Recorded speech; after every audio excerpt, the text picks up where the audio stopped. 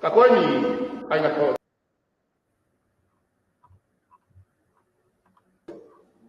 Ihe fonga lolo tonga, he kai pe to sa kapota pota ho mo vile moto. Tatawa i pe. He fonga me ko fifa wa he. O ne o sanga ka si to identity, limited identity. O awe o koe. Kana wa be wa ma he no mo ringa statement ko. Te utanu pe ai hala wa he. Wang mahal dia.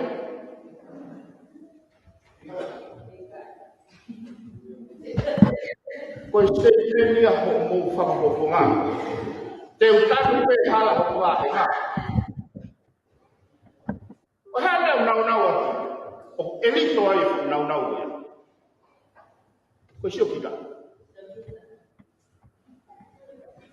Moi hala o mahena o famo fonga pa mo ga teo ko hai so mana ko ko ngai la mare ko ya o fakalere o fonua e mama o tua ni ta fa fa ko e kai ao mai taulanga ai kai kawa si ho ke taulanga ko to kula no ai amo ngawe taulanga o ina fare ato mata fulu o vai com a minha com a minha kau fai kau com a minha kau mau he ko ele mama ko te hanga e sio kita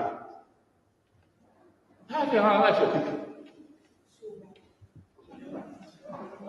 o te hanga e sio kita o ofa o sio kita o na te hanga ia o Filipe sio kita o ofa o Filipe ofa o sio kita o tua o ofa he koia o kai ke ne ofa o kai ke ne ilo o tua e malawa me vese ke sala o ku ke ofa ke o tua ka ke fehila ko ka nga va bebe ke lele o ta be hala ko ne ko hala ko de mo va tonga o kui ko hala pure ang ko ja me ko hala va he na ko hala kolo te ko hala pure ang o lele me lele ko to pe ta ta ko hala va he lo to pe lele ko hala tu How do I go back and get it? We have to get it out of the water. Well, I don't know if it's the law, but too low, I may know.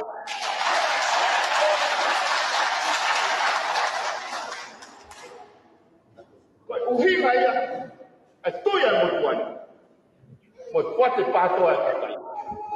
Now, where down now we need before.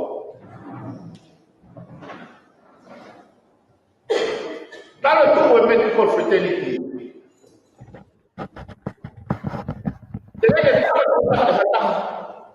a Chinese queen, Mahama, from the paper, go be picked. Mahama. The way that was Moy low. When Mate Taha, it was Mate low. Lau sentu. Moy now set up I will tafa I pay fetu tata. Tahi mau futu. Tangata uri ko pen kason. Nani wabi fo tafa mo. Kanega gene to oma ia ilo fo. To kato potfo. Nani ha yo fo tu o hinga lele. And now we're going to common sense approach. Now, mahino he nangata ko ni hinga mate ka pepe o fano al to tai tu sei famanga e nawa. Ya vai mafa fa ki pepe ke ni matua ai fano ba. Boina. Ko me re na haka o fai. Ko ona o se mato tu ai tafa mafu. Hat principal. Kalau nak malam ada tafa ya tak off kita mafu fi ho ta.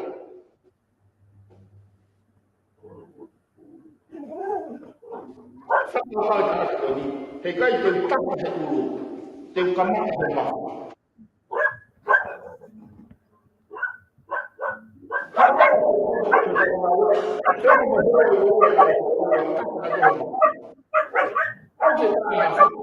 Karena kita offer excessive greeting.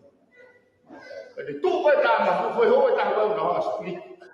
Tapi foto kita tak boleh. Orang yang kata nak tak boleh. Kalau tak boleh, mereka nak foto boleh ngai tak boleh. Boleh tak hikeh. Boleh tahu orang tak hikeh. Nak tahu kiuma semua pe. Kena dulu habis. Dan neon mau menjadi karena lawa sama bau jai. I feel it.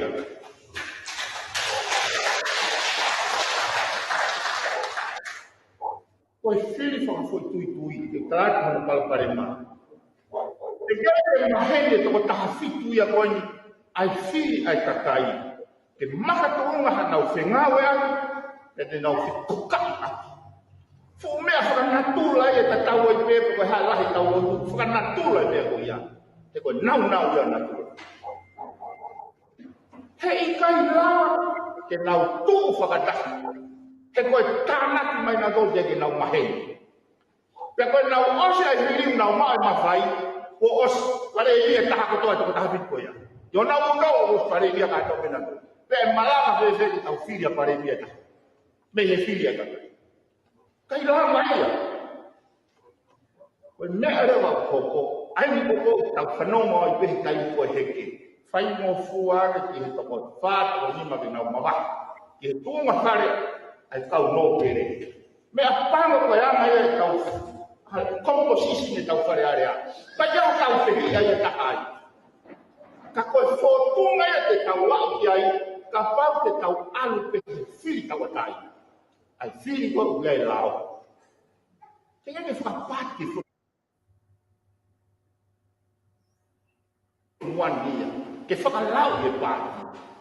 Ko tau fili fa ba ha fili tau tai.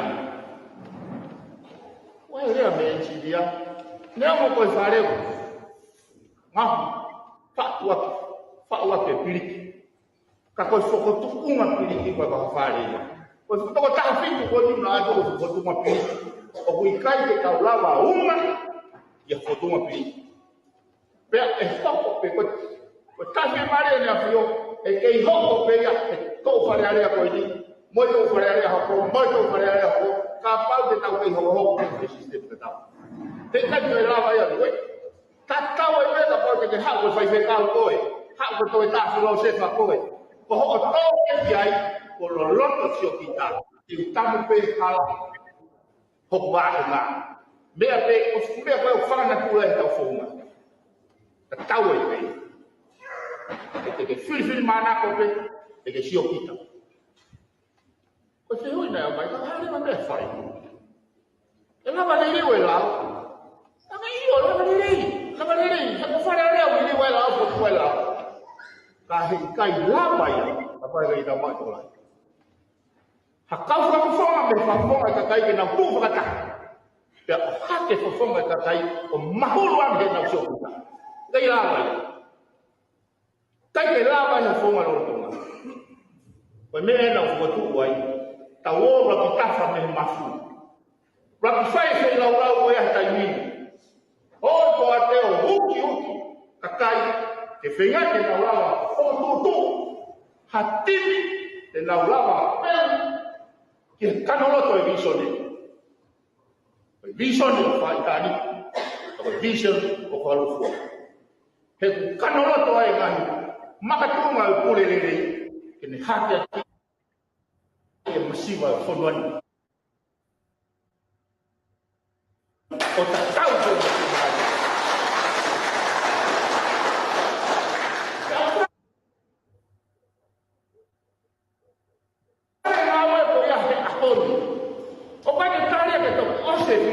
Peto fai ngau ko ya. He ko ho mau pe mafai. Ai ke to pe mai ko hai to na ka fa ko nga. Te ke tari ko pe ko fe hos o panga le leita. Foi me a ko ni ke te ko la ba to lo tu. He ko na tu la ia. O hika ya.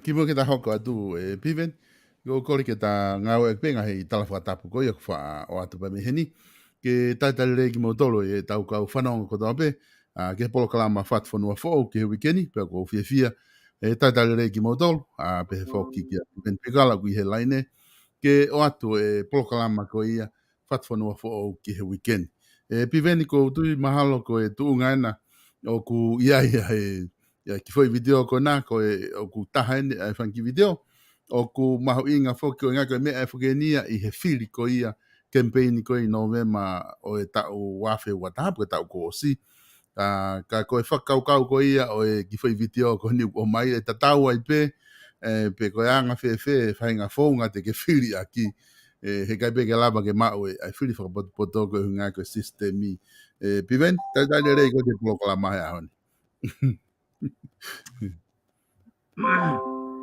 Mara bisoloi. Oi. Ko ko le te big u fanga te be fatapu. Solo. O mari e mana iki mai ki foi malanga go ya he. Ko tu ka lava pe o sio mata. I he moni o fakau kau go ya. Oi. Na talanga i be issue go ya he ne ke faka kau ka go si hoko ka kano. Ka wai ki me ko fi lave ka i pe he issue go ya he taki tara no go ni. Na ku ovare ku ofa ke bongbongo ya fa hako me ga tiau. Ko se ko mi ka to ko tu la ke pa. Na ku ongo i au pito. Ai tu nga ko gu ai tau fare. Ka mahino pe fo ke. E ko no inga he na os mahino. O ko sto o he pure anga se ko mi ka to. I hoko ko minista. Ka paure wana ai ha ka veinga na hu mo ka fo nga. Na o time ke na tala noa ko hai ke na fo tu. Hoko ko se mahino ka te au ia se fale ale so tu ni ha ton fo patone e ko ni sutone ko tu nga se fale ale ko pa pe ko no pere. No pere. Pe ko se ko mi ka to ko ataia. Ka ko whakau fok solo. O huinga ia hono whaki mai e tupo nima hono mawhai wha executive. Penehanga o hake. Penehanga rewa o hake fika. Toko lahi o kakai whare area toko tahwhito. Pa whiri marewa kau no pere toko hiwa. Ane uhinga ia ne hanga o hake ai fofonga kakai ke maalunga nge ne sio kita. Koe aho koe solo koe toko lahi o whare area koe ne awhiona ne whiri. Toko lahi taha o whare area koe ne awhiona ne whiri. Nei mi mei kau minister toko tahwhito. Ai ne awhio. Tana ka kai mo ne kau no pere. Pe toko whiri pe kau fofonga toko hiwa kakai. Pe ko halao mo ha whainga fotutu patseti whai pe whakau. Ai kau minister mo kau no pere. Ai ne awhio. Tai. Koe mawhuri mai koe aho ni. Ke o mai ke toko lahi kakai. Koe ngā ke o atu kre o kakai ke o ngona ia he whare area he koe whai tu unia ke pureanga. Oku koe pare mai ne solo. Koe foi ata kou tau whetauraki moi he mga whaa koe ni o tahawalu. Koe wanoa ua wakai te keke moi ata koe tahawalu whitnima.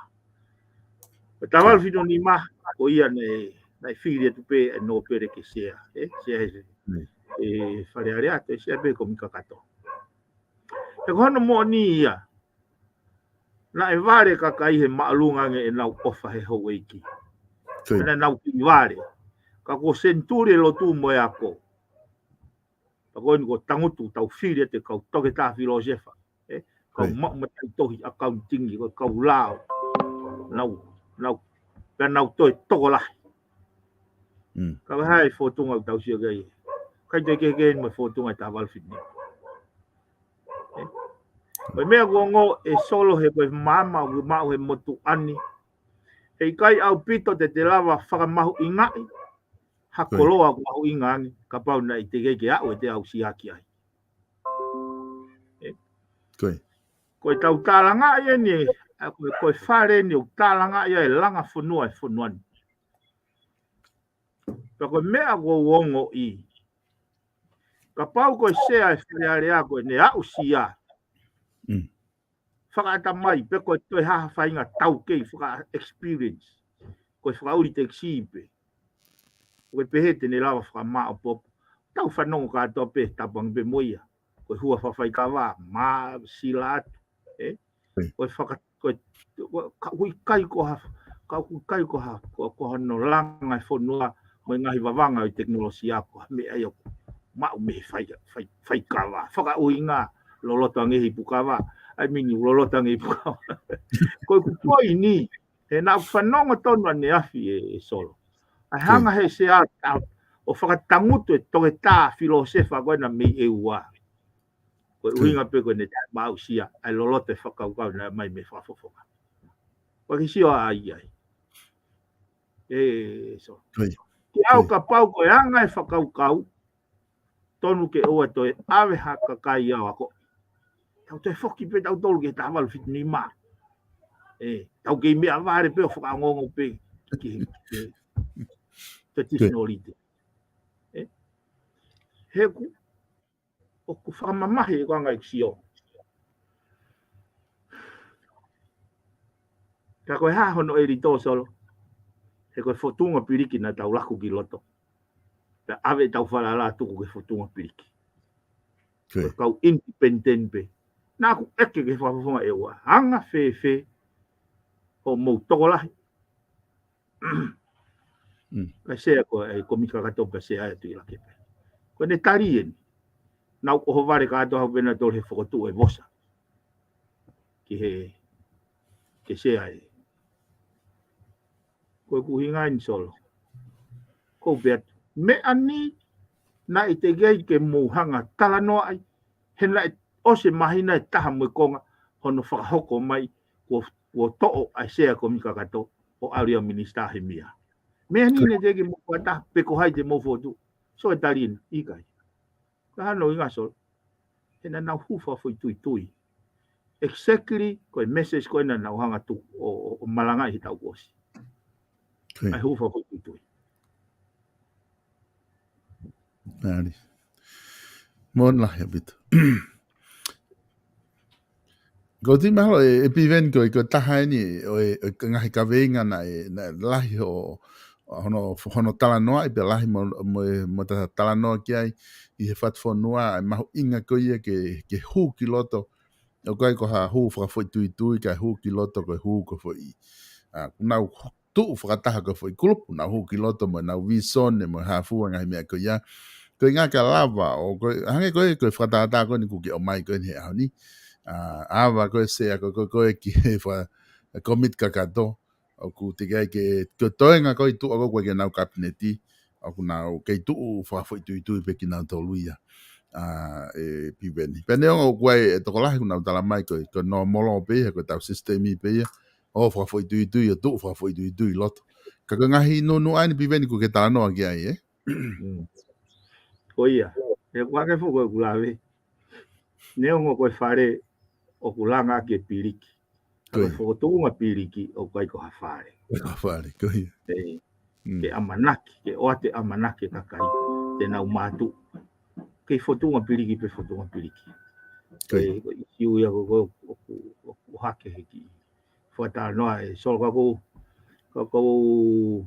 o fetaki au e whakau solo ke whatongia mo mahu inga o whiri whare area. Talwe ku malanga ko toki mo ku kaukawe I e purerere mo kawe inga mo visoni. E whiri ko ni e solo wai ngahi au sia o ko experience I he foi hala whanonga ko ni. Kana ke au kia e ku whakau ki mua. Ka koe na ia ai whakatala noa ia whatano e na whaianga lotu whaikawa koe uhi koe whahinga ongo koni ai nofo a ka inga kai o ki mātua mona ki whamiri o ko whepiki taki kia iba moe whamiri pe ma moe whafofonga I taha so kai ngai ne whakaukau ai loto ofa ai ki family ale motu a mo ile ka ko e firia ya mea kai ha wa we mai fefine ma moto firia mea so ke fakau ka wa mu no ai ofa ai ka inga tonga ka ko winga fu ke fata no solo a nga ko o fare area pe ko tau sistemi e kava neni se fono a ke na hanga fakau ka I ka kai ha me ai ge fainga ta ia pe he ka kai he fainga fakau ka wa o hake mahu inga kau ki tala noa ko hak he kono mo ni te ke so ko anga ai mahino e toko lahi me he hala whanonga whakapikari he tau lahi ka koe o to ore vai whakaukau mo i whakamawhapena ku whenga ke whakatala noa kia he polokalama ne po e so ka ko fie lawe pe mo au he mea koe ni he ke au often o ko ki ki whakarika mai peanga I whakaukau kau ki whakasio pe wanga whewhe ne si me no e psope ka kai ka koe e rito ina ko mea kau mahino ka te au te ke mahino ka ke kakaia ai toko lahi ai mahu inga ilo pena tōku whai whiri whare area ilo pena tōku whare area ka koe mahu inga koe ke nau whakaukau loloto ki ai he koe nau koloa ka mo e nau tukhau koe kuktaha walu koe ko nistu tō neu whakarea o peheni solo ko to tonu e tangata I tonga. Kene amanaki e hanga he pure anga o malu I ne koloa tau e taina mo ne mo ui. Ko peisisia o to tong tukhau. Peisisia to tong tukhau. Ka wai foi rea ko loto ke whamala ala ke. Ko foi whakarea ko e pure anga. O makatunga e ko hinga ko iai tukhau. Solo. Ko hinga ko mea ko wongo I whakakaukau e kau whafonga whare are ako nau tolu ku mahu inga. Ko whapānsolo ka pau te uto ai tukuhau e ka kai o awe tuku e loto wauta. Te nau kei tanguti whare are te nau lere ki whiki e wauta. Mahino. Te ia hata e whiri whare are ako pehe. Pau te tau to e tukuhau whakamawahei mi whare are. O awe o tuku e whuloto wauta. Te nau kei whiri whare are pe te nau lere ka atoa ke wauta. Ko uhinga ke whatolo loto ki he kakai. Ko tuku hau. O hange ia ha tau kai umu. Tau luku ka atoa ke tau ki umu. Pea oku mahu inga. Ke moho e umu. o kaulawe katoa. Ko ene kapa te tau whakaukau pe ko tau ki kalapu. Pea tau area ke tau pale tau kumete pe ai hatau fu omu. Pa nofo toko wanoa I loto whaikawa ale toko tolu ki tua whi omu. Pa nau alu nau tolu mai omu. E merino ho mou kai whaikawa. Ke hea mano mai, te koe haho no sisi, te koe haho no lai. Kai whi mori mori. Pe merino, tolonga rewa wheohi oia. Lau maari e koe, sai o tutuni I rewa. Tutuni I rewa ku fitu wale ko ni sutoneo pe hen solo. Kua pau ke tutuni e wharearea, ai lahi o tuku hau te nau tānaki me kakai. Koe ngahi lai sen ke totongi, ngahi mo ua ke whapanga. Palani ngā aue mo estimate mo pacheti pau ke nau tutuni. Ka koe whakarea koe ko ni sutone, kupu, koe ka pate ke sio, kupu fitwalu kong ki mui, pea koe mea e tutuni e whare, koe mea ia e whaigai kau minista. E kau, pate kono moni solo ko nofo mau ia lahi. I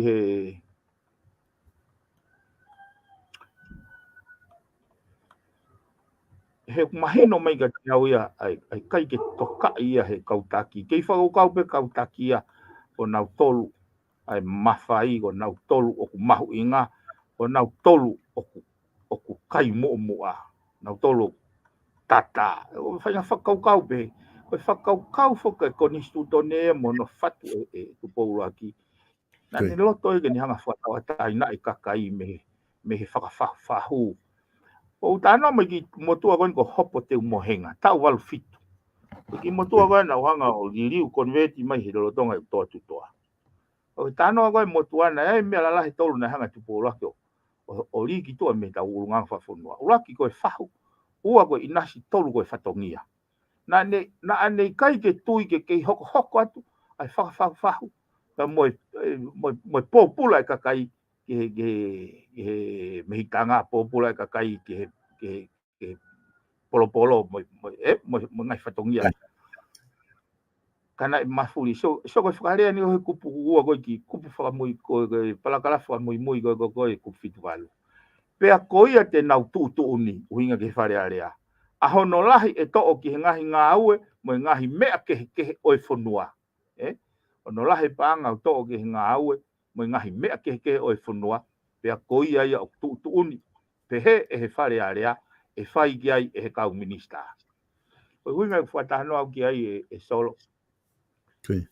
Koe tālanga na e wharearea na au ki whanonga hoi pau tamde i le tio. Koe tangi atu e kakai he whai tutuni ai kau minista. Koe kabineti. O atu e nau tangi ki wharearea. Koe tutuni a wharearea ke ave peia ki he kau minista. Koe poini koe aku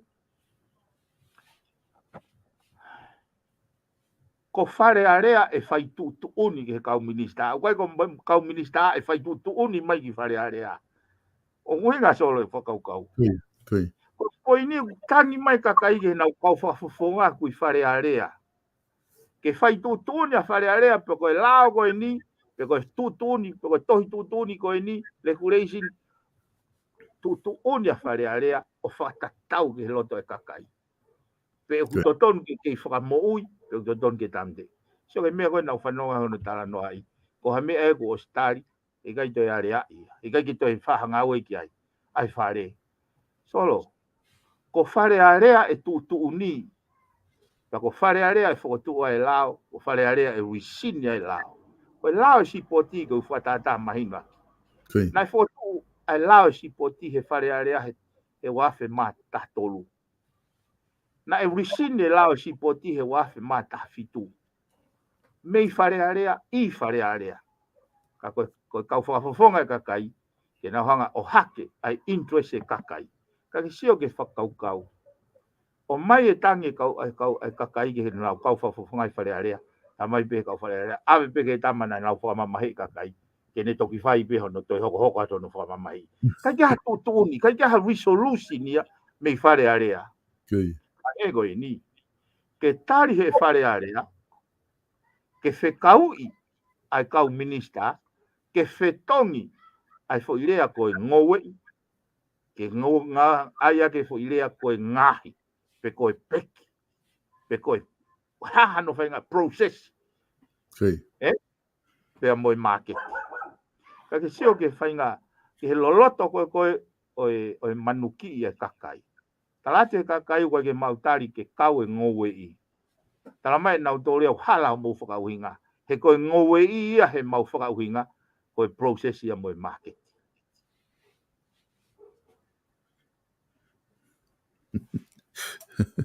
Ari. Peko rei matua pe au whakapala ki. Koe whakatonga e process in marketing is ngowe. O manatu iawe mau hopo e solo. Ekat ke minister. Peko fumango ko ase lai ta ko fumango ko ia tu ia ife. Dage minister. Tu ia to mololo. Ya u pe hatu lewa teng. Ko fuakawa ko ni na mo fetaula ko tangata i hate. Ngai lewa minister. Me na to i whakatonga e ku fuakawa. Ka mahal ko no translate nei he kalake boy tamaiki o whakahu mai submit mai fuakawa. Pe mai lewa he whakamau i taim ko. Anga fe translate to mololo o hate. Ko ilo ke na ko whakapala ke to mololo o hate. Kai ke ko uhinga solo ai manuki ko fai. Ko putuni ngā we he to tutuni ko ngowe. Ngo fua ke kau investor ke na o mai o ngowe I kawa, ngowe I hiapo, ngowe whatever urisi ko na ngowe. Ko tai ngo o mai tangi ka kai tala mai. Ko ke na loto ke kau ta mai na do hala ka kai hala na fu uhinga. Ta ko wai pe uhinga ke he fo ile ko ngowe I solo. Ai uta kai na fu ke mo translate ko to mololo ati yo. Wa me hari matua.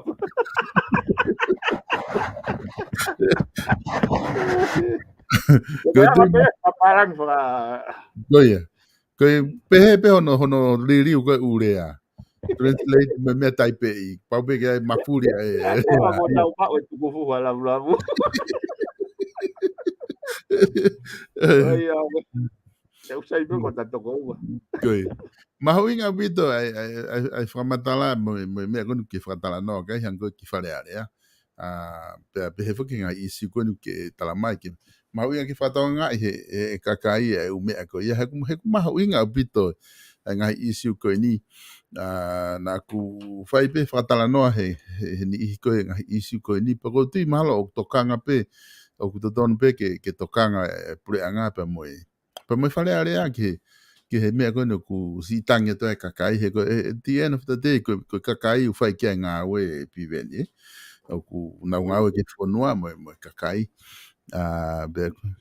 koe hangi ka te au nei ihi na nau whaatala noa whoki koe ngahan koe isiu koe ni koe he I he sea koe komit kakato koe uhi ngā koe sino koe o to taha ku sea koe tau tala noa whoki ke he alu tau taha ki whare area pe ai ku kai ke aha taha ia ke o mai e mea goa ke kakai ke whotu hata he kau whafunga kakai ke tataki he ku where tau kau toke tai loto he ni I koe ni whare area na nau mei tataki to lele ianga neongo na ko whe I he tuu koe ni koe ai te sea kuna si sea whoke a te la gepa he I whare area o ku whaingo fuanga te sea whare area puko te sea komit kakato Pia kuna tatau pe na wai. Ko maka tahaya o me te kuna aki wai ku was ma pe tau ke ia ke ne fai nga we ka ko poini fo ku nga ko ha na ka ke hanga he ka fonga ka kai o take ko ne ko Solo e ga ki fa ke li fai tau ke ia.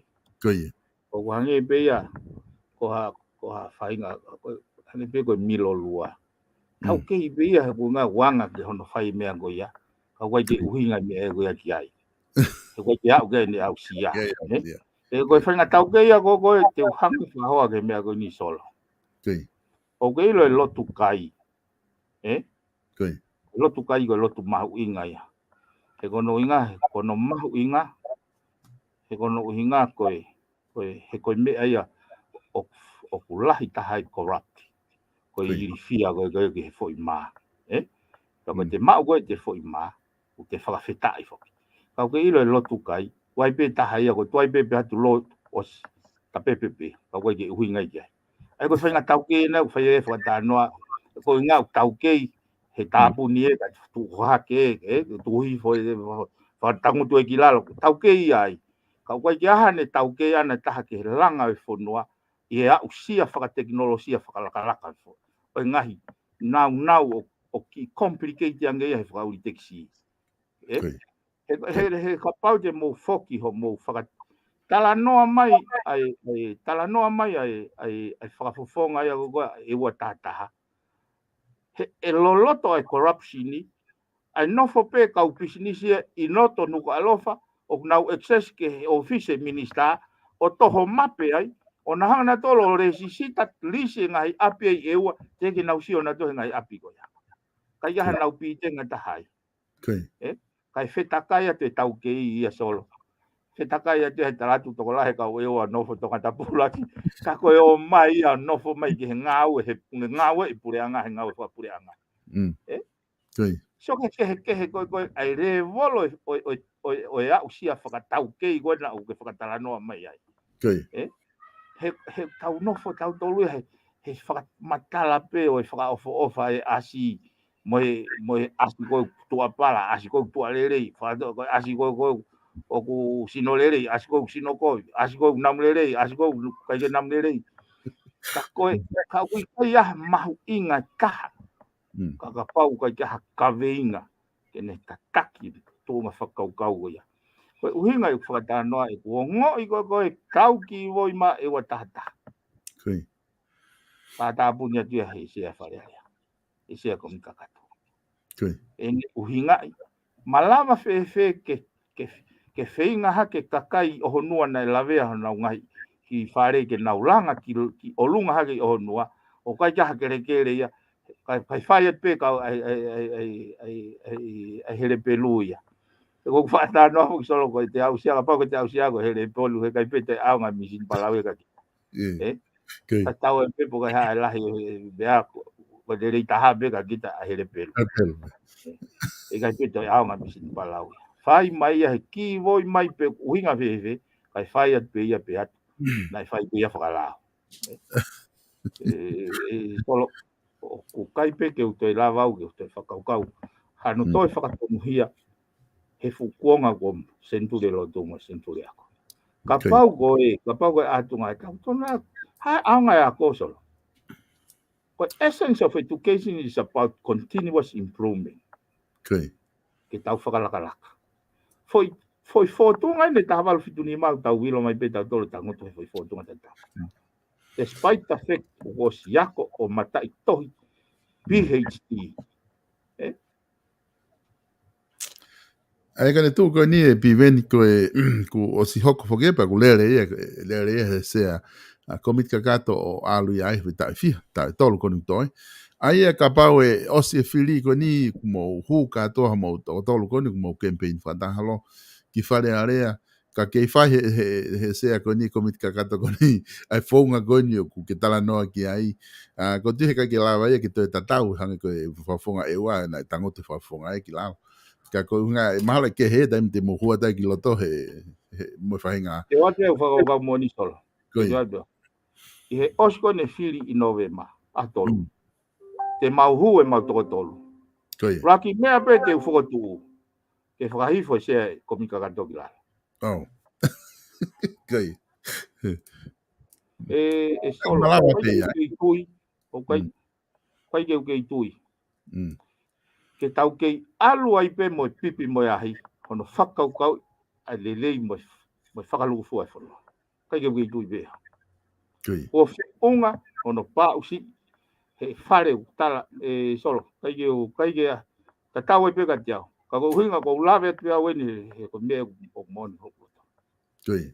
o manuki i ko kakai asi e solo na fanongo haki masi ka to e utangi e kakai ave be ko tangi ko na tai fi mari ke kapneti Tui. so ko farea ko he fare area ave be ko no hinga ko ha ko no hinga ko irresponsible kai ke aha taha loto ke fai tu uni Tui. ka koe vai foki a koe mama koe ke nau mahino i koni sutone ko pufitu walu pea koia e tu uni he fare koia ia e fai he kau minista hameu ai ke hangi ni whakangongo ai mesi ai kakai mo toinga fonua e ke mesi ai kabineti rotongo e o mai he mawhai so ke kupu ni mataha solo ko falave ko o mahu inga ka te au ai mahu inga i whatongia o tangata whakafofonga whare area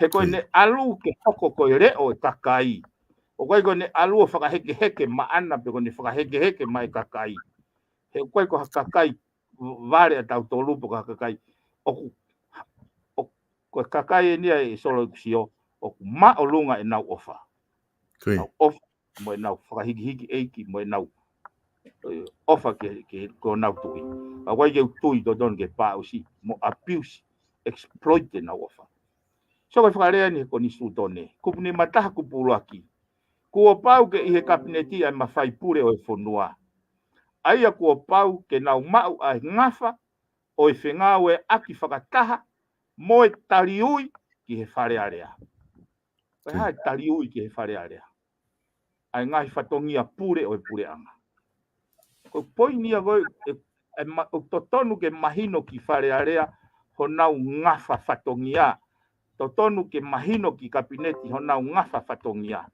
ka keilo e palupare ma solo foki peia ke mindset o e tauhiwa mo fe mahino aki pe tamateka mo tamata ka pau ko kausea whare area o nau ngahi mea na e whi mau ki he pure anga he kai au pito te nau whaitutuni o hange ko mea ko tala noa tuai ke ongo he ka whaitutuni a whare area mahina pito ai whakaukau ko ni pe ko tui mahalo ko e taha ene ngahi palapalema ko ia ko ke whamatala ki ai pe ko tui mahina pe ke kakai e piveni ai whakaukau ko ni ke tala noa ki ai pe ko e mahalo ka pau ko e sea kita ko mit kakato ke tamai ko o si pe ko e whiri te mofotu ke whakahifo o i talahi moni e sea ko mit kakato mama e tai niri mahina o vilo ka te au e ita solo au kai ko tauhiwa e whai ke whapoitu tauhiwa e whai ke kakai o hake ai whaponga kakai o maalunga e kai ke hoko e solo te utata ututuni whai whare area more ai lau miliona na e tonu ki ai kakai tai aonga pe ka ke whaka utangi koe tanke vai ia whiha lori maka ia whiha na e mei lava o i kai o whakawhie maria ke rote kakai aki pe tuku e mea koe purekovi tuku e mea koe siokita tuku e mea koe tila mo i corrupt pe moni pe e solo o ko mahino i pe au e pehe o hange o pehe o ko tai whakapapa e solo what have the status quo done to us people ko ai ke pe mea koe nau ta mai tuku ta anga whakatapapa solo ka kau e ke tangi ka koe na whaka apa kau tagi taina nau saini ai ke totongi mai ai fuwaka popo ke alo e ka kai fonua na nau whaka apa ko whaka o te ke lau ia koe whaka apa ka toa ngai fu konture ko ni na saini ake ngai fu ta wala la lahi whaka ofa tui mai ta wala saini ake ngai koni o mo lau ia koe anga whaka apa ko fu no ko ni tanu hala ke ngai kau tahane ke jahan nau mea ngawe mo lau ia ko tai whaka ko whaka apa e nau tu e ta wala saina ke ngai fu kontre ilo pau ko jahan nau ko fotu tu o nau vai ko fotu tu temporary pe ko ga fotu tu ia e tolonga te tau lau ia ko whaka ki au ko uhinga ia ko mamahi ai ho loto ak solo Kono ngawe ke whakaukau koe ke hange haki silingi. Ke whakangata ke whakaukau kakai. Kai toi kehe tau whonga mo kau sātusi mo kau whāresi. E nā o mai o whata mai ai taki mai ai whine eiki. Tuku aki koe tamago ni whiawaki. Tamago ni winupia. Koe ne uhinga peke o ngoi he kakai o nau mo ulaloa. Ka nau whai hono kirikiti i goni. E ngai mea goni ko whakatana no gaiso. Ke hau.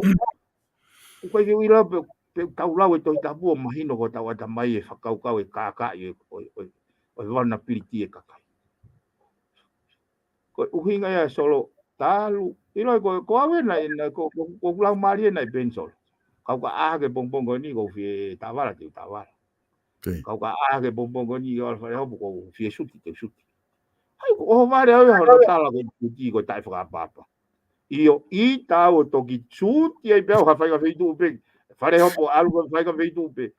Au ki whare area ko whai koe ai ngahi consultation ko he mea koe mote kei polo. Whai mea koe consultation he mea koe nara au se lolo pēo suti pēo. Fehi au ia ai o tau mai hono malangai. Ai tawala hange ni au ne whetong he tawala ia. Ai eiki ko si sukala isi. O kai ke tau koe ke huka hawhare ka lewa koe ha tawala. Si solo.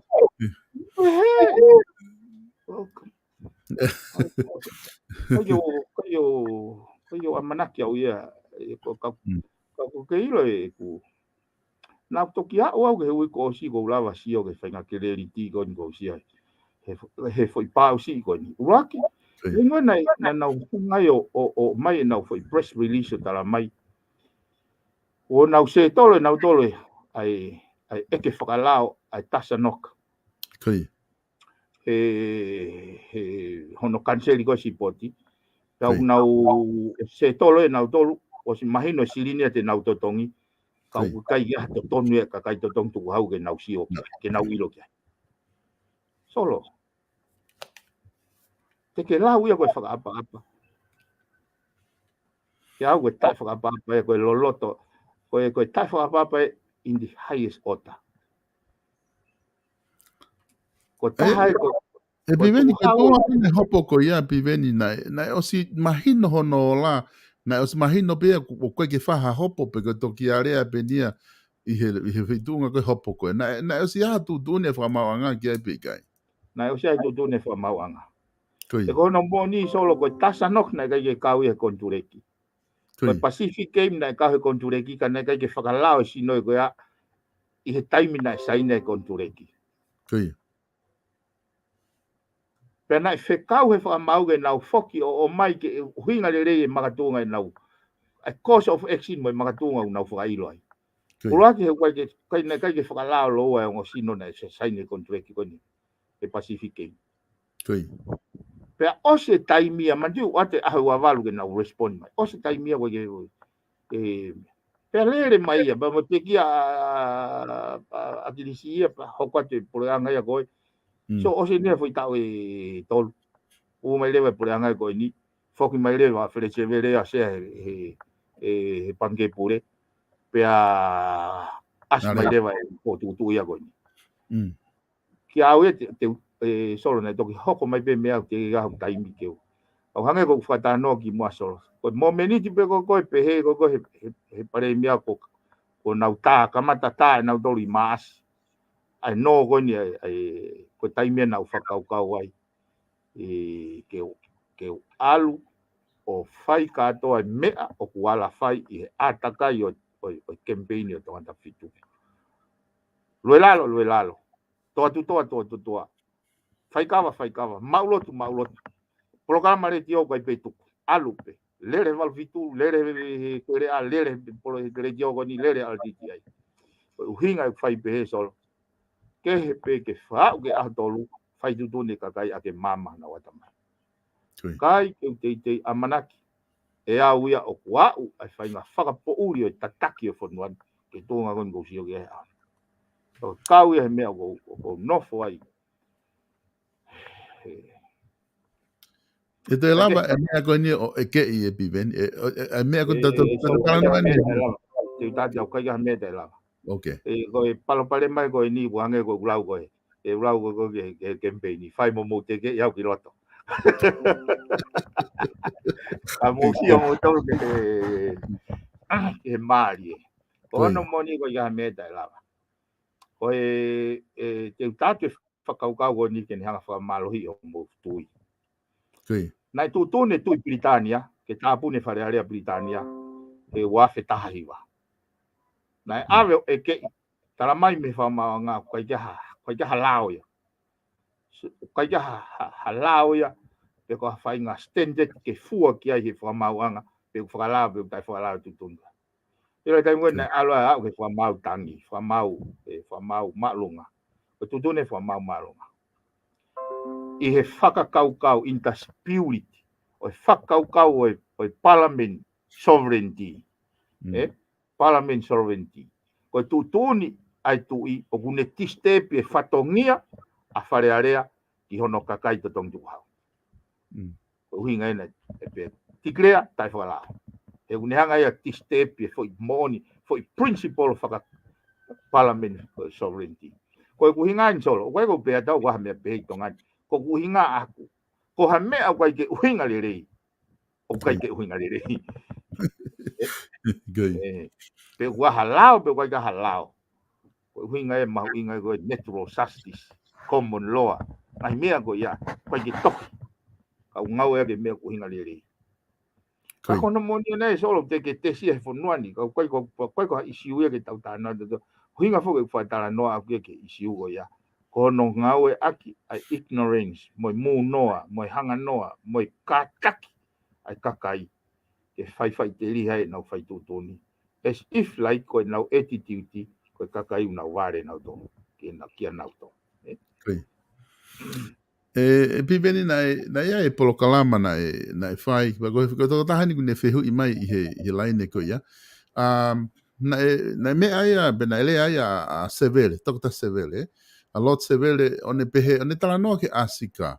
Pena ne pehe, koe whi whatongia bea pule angana e kau koko he mea, ko hono o mai koe whi pepa ke kabineti pa os.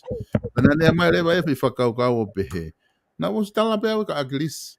Ka waha mea ki whailo alu ko whare hopo ata. Pea ko ne ui ia ki hataha pe. Tarange koe solo tari mai a hena. Koe. Tari mai a ki he wha. O au pito te nau whakaukau te tau ke ngau ea ke miti a ke whai ai nau hopo. Tari mai pe ia hena. He kos mau pe ripoti. Ta kos mau pe kono moni. Ka pau o kune solo. Te whakapapau e te mea koe ni. Kua pau ke unga eo kono koe keis koe ni. Without a doubt. O te nau whakaukau na tō ki au ia ko ha mea peo kai ke make sense. O kune hanga malaki a hata tonu o ha masiwa mo kakai. O kai kia lao ia I mamande ne tau whikitai e ki to tonu tua. Ka koe poini koe aku, tari pe ai he te whai au ngau whakalao ki ai.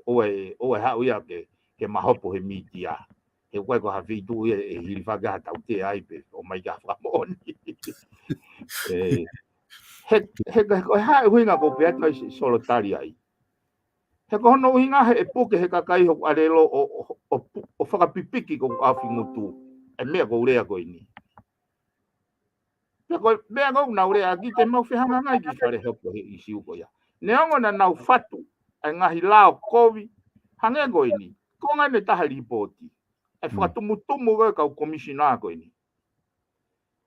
O mai ripoti ke nau whai whakatotolo. Ka ukai ngofu e ke nau hanga tuhu I mai ko hai ke whakailo. O mo pehe ko lao ia ha poto. Ko lao e kakai kaka. Ko hae unga ke aloa whai investigation ni. Kakai ke utarata ko hae koe palparema. Ko hai nani whakako se palparema. So ko lao ne wange na ungau e. Kana e hanga he komisoni ko nio pehe mai. Ko kamata anga. Ko uhinga e nau investigate. Ke nau ilo tupunga o disaster.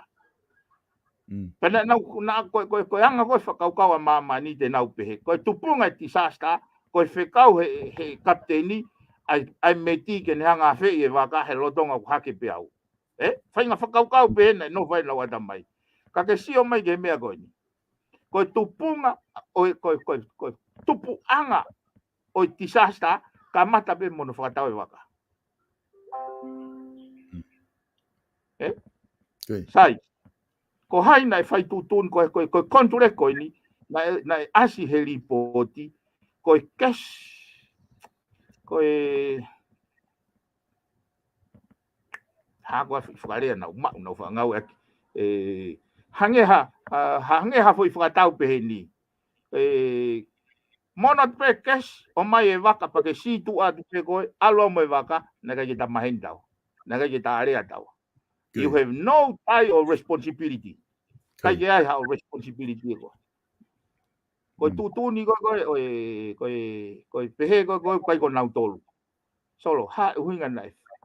Tuku ka to ai he poate shippingi ai ngai fai tutuni ke tafe mai me kapni. Ka ko sai he foi vale ko te yo fa no au ia solo ka pate ke tok ma pa ke o mai o te nau whakaukau o ko te nau ke ngau ke whakaukau ware kakai te nau ke solo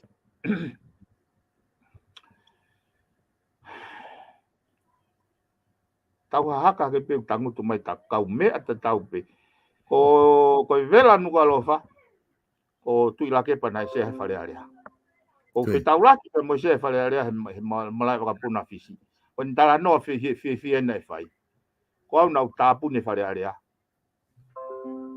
pe vela no lofa sio ke ne fi la he ko ia na ni tapuni ka ko ni solo ka o ke ile lau mari mo pe so fale area ke talanga ia lau e fonuan mo ka ha fabrikare pa no inga e hala ko nei ni wona de ke ha fale area na talanga e ka ha o fonua ia he mata po vai e whakapouri mai wata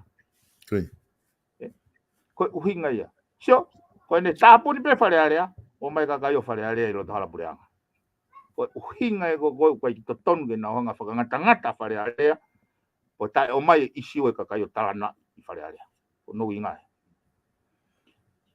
ko kupu no ua ko ni sutone o mai ko ni sutone ai fatongia la he tolu ulu aki ke kau fafofonga e na fotu mai lao ke hono kave ne fonua fotu e lao ua e na tipeiti e isi o ko ha ke kakai i fale area tolu e na fahu mai to hitangi ngai isi o ko ha ke kakai so ngai fatongia o fale area sai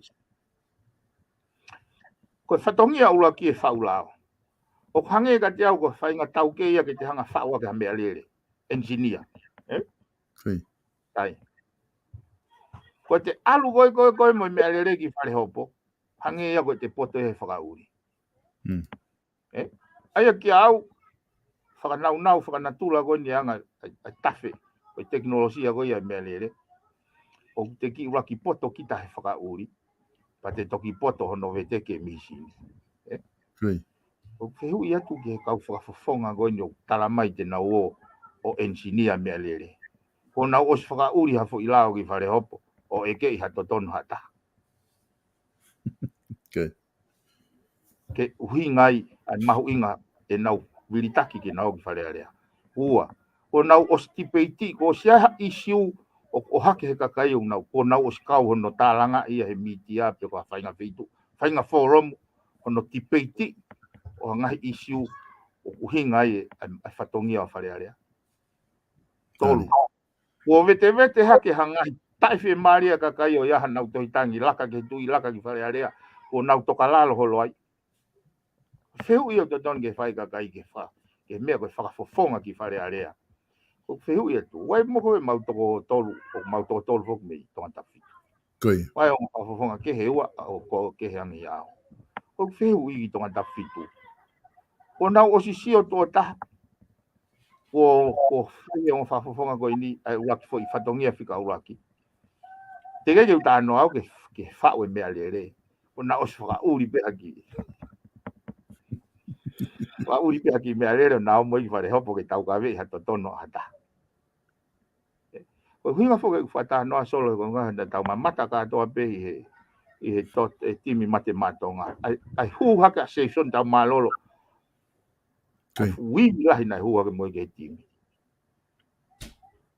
he ka pa na tau fa hu to ha fai fe ka pe he to gua ko nga un ma wa ma fe o tua ke ne hu te tau fa hu ta fu ho e pe he o ku hinga le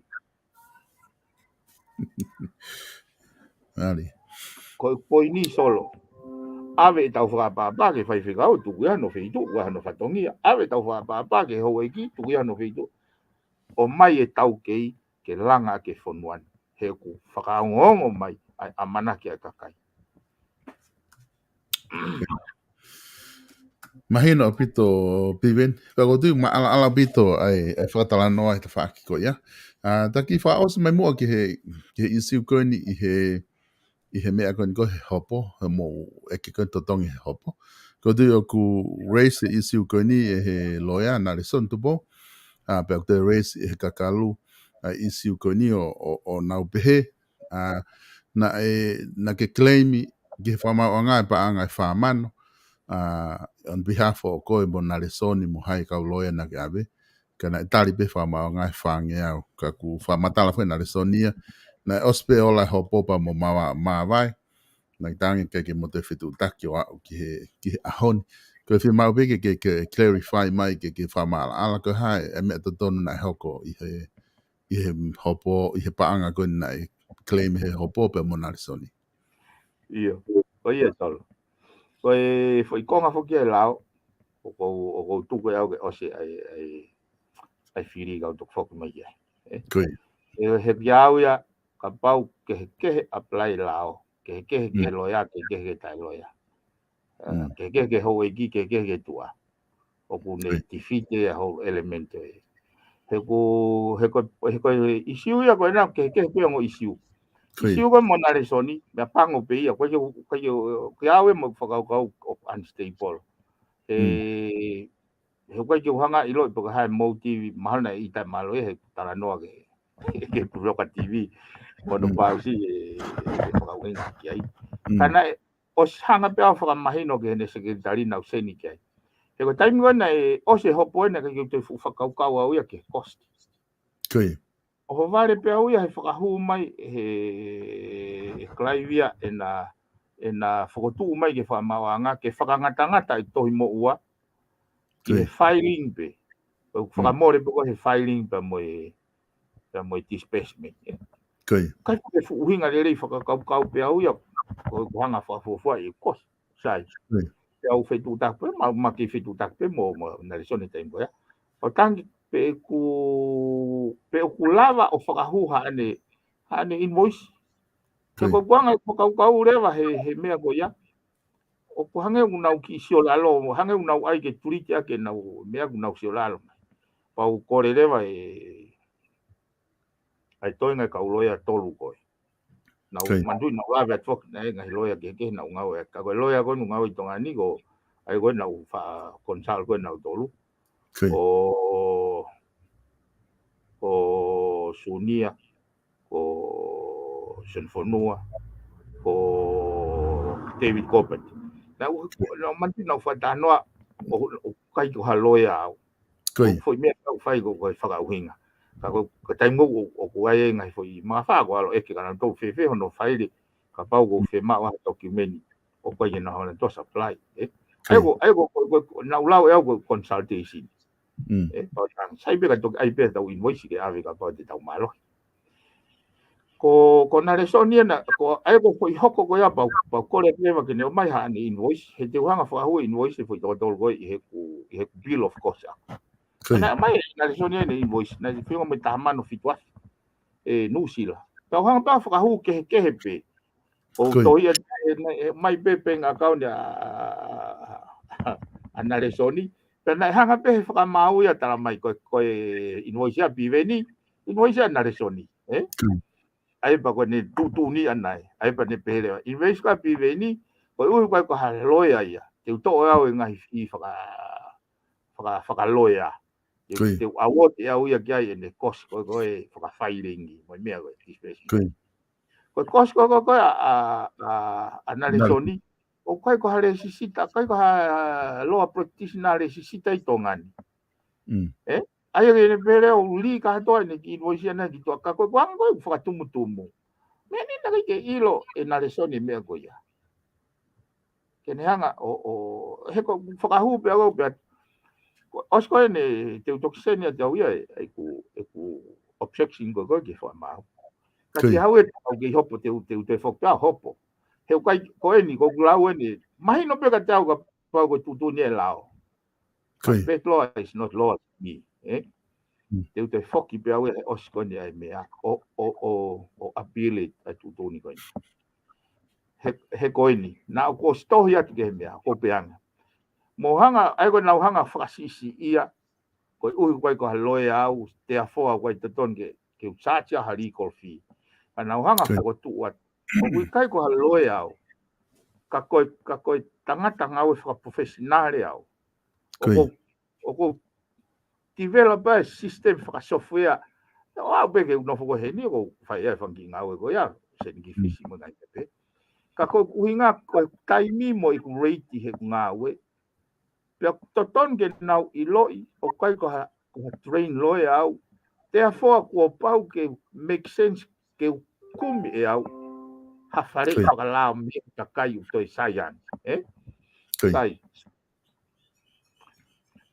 ko me ko ke ka ko fina pewa na leson en la yo fa ka fa nga fa ka o ko ia be na I tape au he tuai ko hanga fa o me apa ni anga poloka au hala tata ko me ko tala no ya silin ka ko ne au ya ke foi time o kai ke make sense ka au pa koi ai imagino he tai nimi ho fa matala au ia piven ko nga be fo ko o mai ta fa aki ko na le soni I he un stuk pe he Facebook ki tu he media ke kakai pe ko si tala no pe ai he nga media ke he o fe ak mo ne fa matala ka ko ni ku ko ni fa matala fa na ia ko ka fu me la ko ni fa matala na ko na ne ai ke na wini pe ko hopo pe kai ke moto porque talange ko ke te fe ma ke fe tu tak mai ka ko ai ko me un to ko ni fa matala sai ko nga ko fe atu ko he mea ku ke o mai fe ko na mo moto o se hopo malo te mai lo ya o mai mo invoice ko na mai mo invoice na tamana fitu afe ke fa hu pe to kiri fa mau ki tu ai o fe hang hanga ia mo foi me ko na fa to hi ko I wini pe ko he mea ba kitanga ke ona te fetu taki atu ke mo fetu taki os io ko no mo ye solo kai ke I le po ha ne mo TV ne hanga mon mai uncalled for Waki ua it does not make sense ke ho vale ngai pe ko tanga o te fetu taki it is not kai ke make sense ia kai ke ko fa ba pe ka na resoni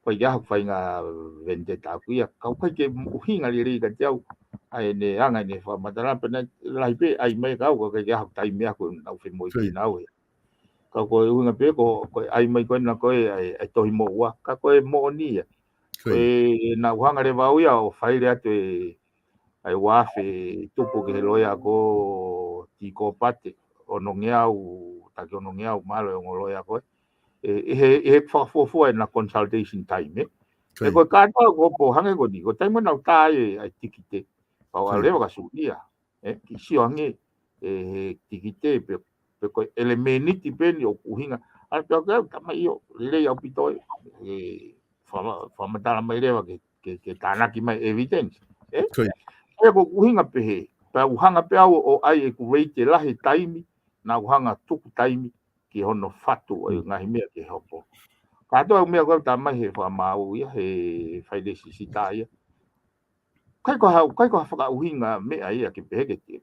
Ta mai be ko hunga koe ko haloe au koe ke wen tai tolo au ke u ax ke u eke hafi. Aia ki au ia koe whaipare mai he sistemi he lao. Kau kai ke u tu iau to don ke tuk tai fuhu. Kau foko e solo ko tau kai Taf ka asili. Ka ko winga pe ko ngana tu ma mai pe tu nia ko falaite. Ai ko moni te ni fai tau fili. O ne os ko ko to ya la le wa ke fu ko palau go ya. Wa to ne ngai fa kau. Pe a mana tu na award mai ka we ai hopo he fa mau la hite award mai ka we kosi he fa mau tangi. Kana uhanga o whakahu e fo i tahamano fituafe e whakataha i kātoa e whakamorea ko koe aku e ka i tahamano no afi te mo e fo i tahamano fituafe ko koe whakaukau pe whakauia o ku ilo pe e nare sone ne mea whai o kos whakahu tau seni lewa e mea koe ake sekretaria mea tanka o eni ko os ave pe mo akauna nare soni o ku tau pe e te nau award ke whakahu pe kia he was disclosure pe kana to ko konga e ko konga ya aku ko konga ko konga na iso ko me apangona i e fa ma we pa disqualify pe au ya pa fa pe mo ka ulo ya ke na pe he to ko na to ton ke specify yang ko ha ke ka ko yang ka ko me fu ke na hanga ko lau na to ton ke wa ti to mo wa pa na hanga fa fok ma tala mai specify consultation ni ke ti te la go o ku lau fie mau again e solo ko me go pe ai go ko sistemi he o te na ngawe ake ignorance ka kai ko ha fu ma tu ngai de nau ke na ngai o oppression na tol me to he ko me go na wanga fa tu ko ki ha ke na to lu go pe sai pe mo fai tu ni pe fa ta tau ke lao ka o e ngalo ya mo to ai ivi mo effect na e fie mau ke uhanga committee ke isko ni pe uriti ke success against a renowned lawyer ai ko kuhinga sai pe ho mo fu ta no fa lao ka pa mo pe ko heavyweight na mafu to tong fa heavyweight yao ka pa mo pe ko ki fulu i mo ta mai pe ka ni au ko fulu i mo ka ai ko time fuhu heavyweight time to tongi fulu i mo ka fa ata me ke fuhu heavyweight anga no ngahi ko tau tolo ka fa wa te whakau ko anga ya no ngahi tau tolo Leilo no ko tau fa ngahi tu i ho i kakai te ho pe ko kakai o ako foki mai alha ke na tolo o fai pe foi me te tau o kakai o lotu wa na mai fai ve gau fai pe foi me te tau na ha na to tangutu he o laiki foi pe kakai time and time again ko me e o ngoi te ko me ko pore ke wal moi fare ke vete tau hanga pe ka to apa ina to tuku ki ko fai tu tuni ki he tuku hau na tau luku ki ai ke tau kau ka to he kai he o to ki me po mama hia o siang e tau luku ka nau kau hosia ke nau to ai tau tuku hau fa fanga po ka ke tau umo ka tau halo yo mo fe kai o mo sia o ku vivene o tau apa be fak tau tolo nga o fai tanta iki na santo po i profession ko ne fai pe ko nga gwa ni huna e ke mai ko ke o mai ko o hanga na de soni o post en ta fa aki en fa matala pena ne o si polokalama pe i he letio mo setit i isu ko ni ko ta polokalama da o matunga ta polokalama o ko na soni ka ko nga o mai he newspaper o hange o take whakaukau ia na e motu homo whetu taki a mo he ospeko e ola ka ke alu ko klei me whamano o whakakau a hingoa na le soni mahal ke mao e paanga pe tari pe whakamau e whangi au ka koina ku ke o si clear mai ai umea kotoa na mai tahaman whitu awhi invoice na le soni pe me hafua ka na ka ke tari whamu ai ka pau te loea i murini ka te alatu kita o whahaloea i tonga ka koe kia te laisen ni ai he kai ke totong kita ia. Iyo. Kaya nga tu koe lao koe he ni. He tai nimi e. Tolo man tu i foku koe ke wako ai lao. Koe ko toki ngau koe ki kasa hulu aki ka toki hoko ha isiu. Te toki hulu aki kasa ke ui ka hau he o sia tiri. Ke umea koe ni. Ka imagino te toi a piven. Koe peko tui mahalo ku ngali whiu ngai ta polokalama. Ka atu peke ke whaos koe ngā koe a whaos ien. o se campaign ni mo umea ko ia ko mahalo kamata apo ko midnight apo o ku kai ke te whaha campaign ni ai mo malolo le rei tari ke kakai ke nau whai nau whiri whapato ka te watu ka te koe ke whaos he tuunga kona ku hange ku ke ngari malolo le rei he ahoni he lo pe te aha polokalama campaign pe koe OCN ka ke tari ai pe ke whiri a kakai. Ia solo. Oku wai mau ki toa I ka haua. Pāti. Tau mau program whao si ai pāti ia I homa kirikao. E walu ai pia. Ka koe ka ngata I kempeini he hiwa pongpong au. Ka koe hiwa pongpong au pau ke kai ke te taha mea he retio. Pea to mga I pena ki lalo. Ka koe whakamabobo solo o ko ongo I amanaki lelei au pito ke te uwhiri koe ni. Uraki pe makatunga solo ko without a doubt. Pa ko pau pe ke whai lau koe ni. Koe tuunga koe wa oe mama I kakai ki ai he aho ni. Makatunga ia I he whakaukau au me he vipo ni. I he whakaukau no mai FATUFONUA o hoko koe program whakawiki. Nai kai ke aha ha amanaki ia ke he foi mga wha wa o mai ai. He aho ni. Kai ke kau hange whoko e lau koe mea. Ko tau tauria ko tau execute pe foi polokalama ko os fa upe ia he me o tua os map out pe ka to ngai me tau fo he halanga I mama ni una os na fatu pe ia ke pe he e nai lahi to lahi na upe he ko o si campaign mo fili tau gosi ko e feila lahi ko fo me ki he tafa ki ai patoa ka kawai pe mo motuan kana kai ke pehe ki opa ko pau te fa foki pe ho mana tu ke tapo na ko ngo I pe wai me au o kuia e fotu tu ke he e me anga tau fakau ka ko tawa mai ke foi manga fa ko ni en looking behind from the hindsight ko tapo ki lahi ke fonuani foi hala fononga ka ko credit ka to ko ya ki he program ko ni solo ko fa malo te ko ka sponsor fa malo te ke ka fanongo mo ka po mo ka moi ya inga hi me fa ka ofo ya anga e ko usia a fa foi tui e tau fanonga mai mo ki program ko ni nai ta pala sia pa nai manuki I ki kaua pa o rea kovi ana kai ko ame na kai ke more hota tai mi tau he react pe response ke se ono moni na comfortable pe au ya ko uhinga pe na fai u me ko ta et ma usia mon be le me kolosi fa more pe ki na do he ko pe ki na ile na do na me u fai ai ko uhinga kau ko ne a mai okay tai ngoi na mau to ai pe ka kai mau PIVENI mau whanonga he reti o mau whanonga he viponi mau whanonga he autiti ai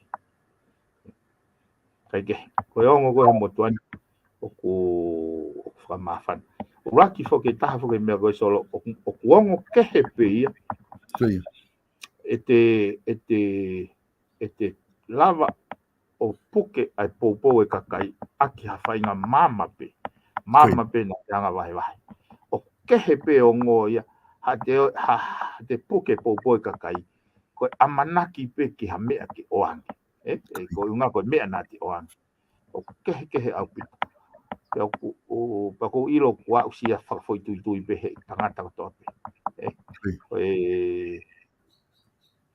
ko ataha o mui I ha whahinga ka venga ko ui ko ane mea mao ko ne sio pe ka mea mao o ku loloto mea ko sio kita o moe mga hinau kovi ka tope ko na ko lawe ko ai ofa he ko pau ke ne puke ia mea whainga maari ko tope ko ngā ko ne sio piki ai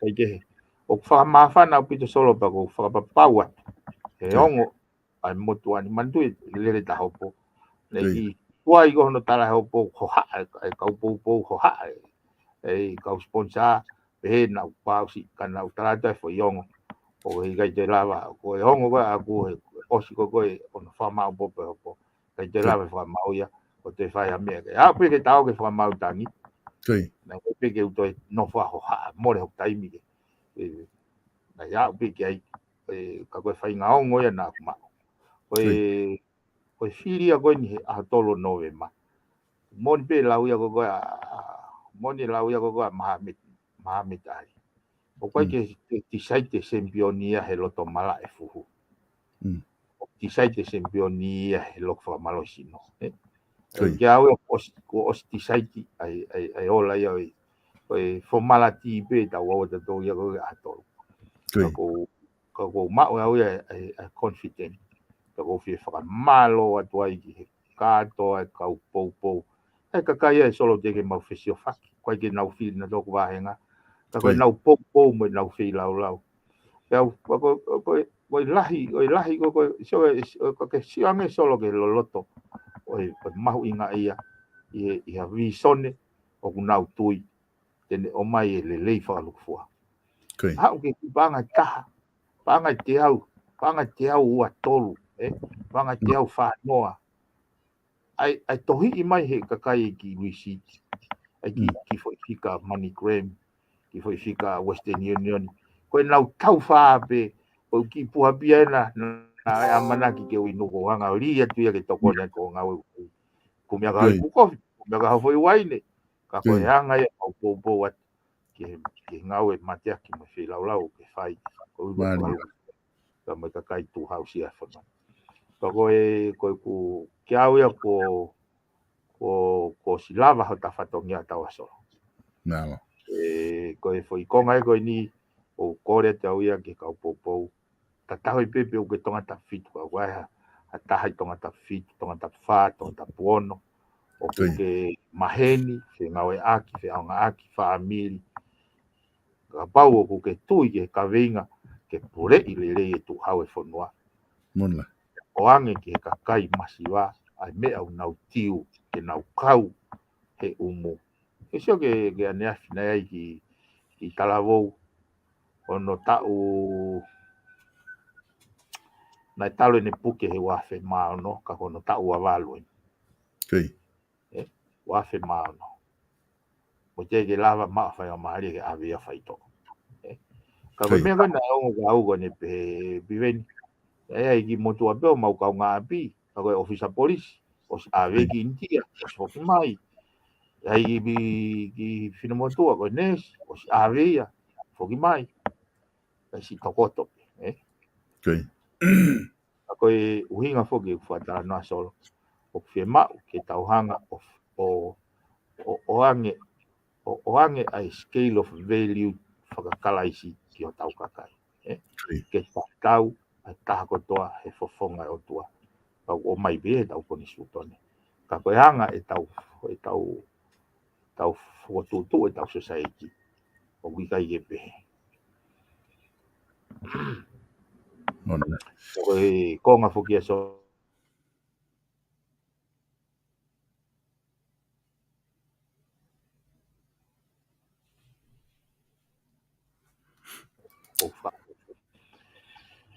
he o mai he kainga toan tak fitu ai nau falala ke hoko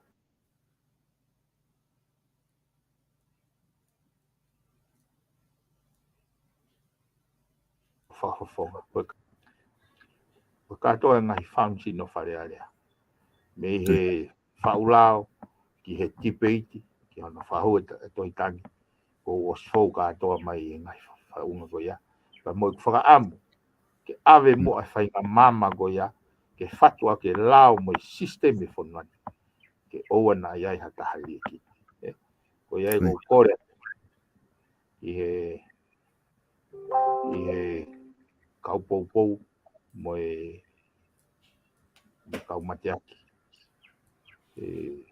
kai koe patoa ki whakalukfua ka mo e puerere ke nau hoko atu e nau whei lau ke tutaki mai ko nau ngai whamiri tonga ta wha, tonga ta puono, tonga ta fitu e koe whonuan ono amana ki anga o kunofo pehe ngā ue uwhai e patoa Kau kai koe patoa o kuhinga e fola. O kai koe patoa o kuhinga e fola e pā me mo hiwa hosana. Ka koe kaweinga o peka I honau tua. Ke pure I rei. Ke wahe tau. Ke ata ki tua. Ke pure lao. Ke ta tau ki takoto. Koe whakaamue mo whakamuna e mo tuan. Ka koe kau wange koe ulau ko lava ki tau ai. Toi ni kau tolu. E nau ave, nau fie marie, mo nau tai fie marie o ave ki te papala. Mone apito.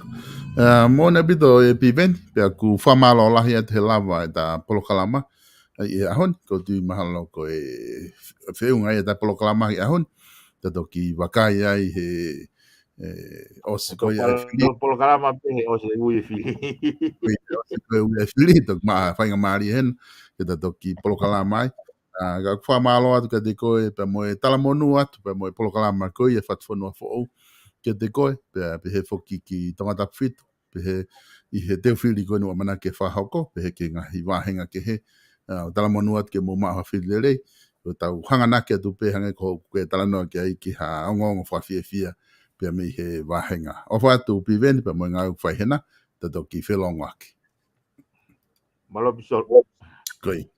Whamalo atu e kainga I he lava ko ia e tau polokalama FATUFONUA fo'ou ki he ahoni, pea mo PIVENI PIUKALA, pea kuma whamalo lahi atu, iho mo no fo I mai tau polokalama whamalo ke kau sponsor ko ki mo tolu, o ku mo totongi a ngai whakamore ko toa pe. Whamalo atu ki he ngai family ko I Amerika, ko tui ku mo lawe I pe, mea panga koe ke mo loto ke si whaha mo hingoa, ka ku hounga apito a mo hanga sponsor ngai polokalama koe ni, ai FATUFONUA fo'ou ke lava o atu, ai ngai whamatala, pe mo ngai talanoa koe ni, tato whito ki a piveni, ke lava ke mo whanongo ai I he honi, pe ku hange ko lau, koe ngata e ma polokalama koe ki aha ki he wikeni, he FATUFONUA fo'ou, I he honi, amna ki a pongpongi, te u whulau atu, I he pongpongi ki tonga, I he ki whatongi a kehepe, pea e mawai mo whainga maari ki he ola ko ia e tau whili pe mi tong,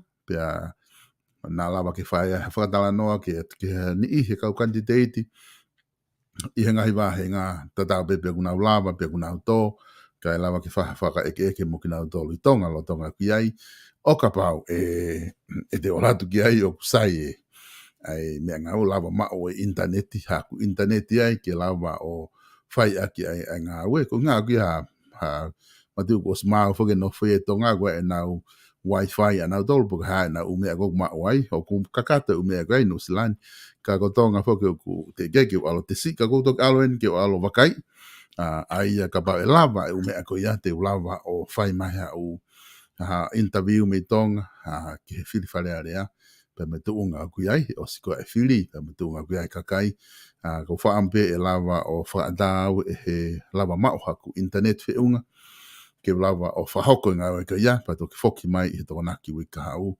Ka I he wika ka hau, te whenga pe ki whai tau ngahi polokalama me tonga, lo tonga ai ki whatongi a ko ia ko lava atu ki ai ki whahoko ai. Pe moi whamalo atu ka tiki mo tolu.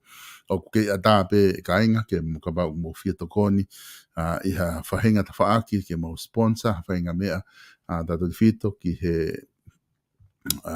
ke ngahi mea koe ni whikau aki mai tau ngahi mea whapolitikare, te ke lava peo whetu utaki mai. Koe ke uhinga nia ke tai to dong ho pilaka ke whinga koe ke sponsor, ka pau koe o seniti ke sponsor, o ata ke whetu utaki mai o tokoni, au ngalahi apito ia, tato whito ki he tau whiri whare area koe no manaki ke iai, toki tohi mai pe he messenger, pe te ke telefoni mai noa wataha, ua noa nima, noa ono noa whitu tali rei, ha mo tokoni.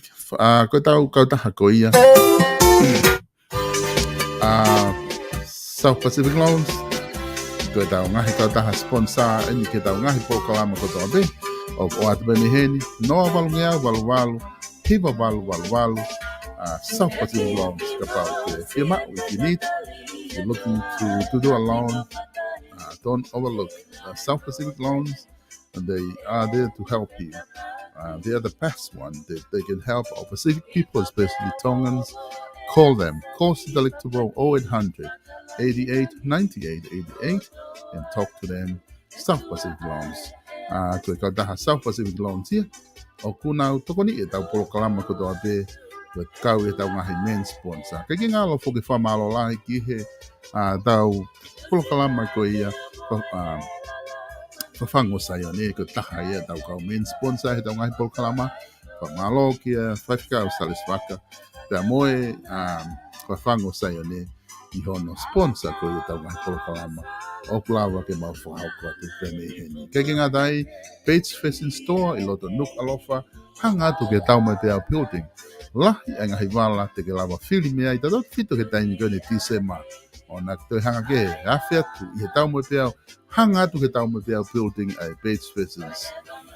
Lahi ai ngahi wala i te ke toli mo whiri, ia he nau ngahi wala koe ia i he Bates Fashion Store, i loto nuk alofa. O kai ngahi wala, koe su, koe ngai su whakawe whina silipa, pia mai hape. Whika telefoni e na ua whitu, tolu ni maono, pika walu ono, nima tolu ono. Tumo tolu koe waike mo mari i November December, telefoni ke whika koe ni, ke na ota atu, hao wala mari, whiunga mo koe, ke ngawe aki. Ke tau wharekai, seafood, E-Haven Kitchens, whamalo atu ki modol, whitu taha F, o Pottage Road, o tahuhu, ko te whori noa ua taha ua whitu, walu ono, hiwa ono. Ko e tau live stream, noa ua taha, ua noa nima, noa ono noa whitu. Telefoni mai, ka wa atu ki hawhei dupe. O whakahoko, hao live stream, i hao katoa, graduation, ko e Mali, ko e whai aha, ko e reunion. Ka konga eni o ku mawhiawhia ke tokoni atu ke te koe. Haki hao whitu taki mai beke teo. Ka lama ke wat ma kau dama whaita ki ai. O whaita i aho o live stream. I he Australia, ko e wike e taha te ua miheni. O kamata e tau live stream ko ia i Brisbane, ai ko tes. He noa wha, ua noa hiwa, whit wha nima whataha. Noa wha, ua noa hiwa, whit wha nima whataha. Ai kamata ia i ha wike ua miheni lava lewa kene service te live stream i Australia i ha wheitu pe. Ko tui maha koe ngata ia o e ngahi tu waki koe o kumalawa ke ua atu miheni o koe ke ngalo ngahi tokoni ko tau pek whai e potu ngā ue koe e whiwhatau aki pia mo e ngahi whakalakalaka wha ekonomika whakamalo lahi ke te ngā tolu. I ngahi tokoni, pia mo polokalama ko ia au whahoko mo ki nau tolu. Pe whoki tau ngahi polokalama ke, anga ka puldosa ko e hulo wifi, tonga pia tonga ko e talanoa ako mo politikani. Ko e polokalama ko ia tufunga whanua alo au. Moi ngahi polokalama ko tau te gulawa o atu miheni, whamalo lahi atu ke te modolo. Ia sponsor ko ia whahoko. Ka mo mea.